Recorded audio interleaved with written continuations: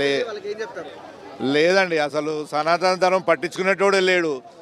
ఈ టైంలో బాలకృష్ణ గారు ఆ ఏజ్లో కూడా డేర్ చేసి, ప్రొడ్యూసర్ డేర్ చేసి ఒక మూవీ తీసి ఏదైతే సనాతన ధర్మాన్ని కాపాడడానికి ముందుకు వచ్చినారో సపోర్ట్ చేయడానికే పర్లేదు, కానీ నెగిటివ్ మాట్లాడకూడదు.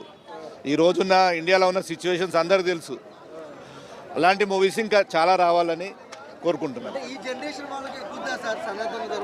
ఎక్కాలండి, ధర్మం అనేది ఇంపార్టెంట్. మనిషికి ధర్మం లేకపోతే ఏది చేసినా కూడా ఏముండదు. అందులో ధర్మమే ఇంపార్టెంట్. ఎప్పుడైనా ధర్మమే గెలుస్తుంది. 100% ఈజ్ ఎక్స్ట్రాడినరీ అండి. ఆయనకున్న పవర్ కానీ, ఆయనకున్న ఆ ఇంట్రెస్ట్ కానీ, సో ఆయనకున్న డెడికేషన్ కానీ, ఎన్టీ రామారావు తర్వాత 100% ఈజ్ కంటిన్యూయింగ్ ద లెగెన్సీ బై. అంటే ఏదైతే ఇప్పుడు ఆ థీమ్ ఉందో, ఆ స్టోరీ ఉందో, ఆ స్టోరీకి తగ్గట్టుగా ఫైట్స్ కామన్ అనమాట. బాలయ్య గారిని అందరూ ఎక్స్పెక్ట్ చేసేది అది కదా. లేదంటే ఆ ఏజ్లో ఆయన రొటీన్గా ప్లెయిన్గా డైలాగ్ చెప్పుకుంటూ పోతే ఎవరు చూస్తారండి. రైట్ అండి, బాయ్ బాయ్.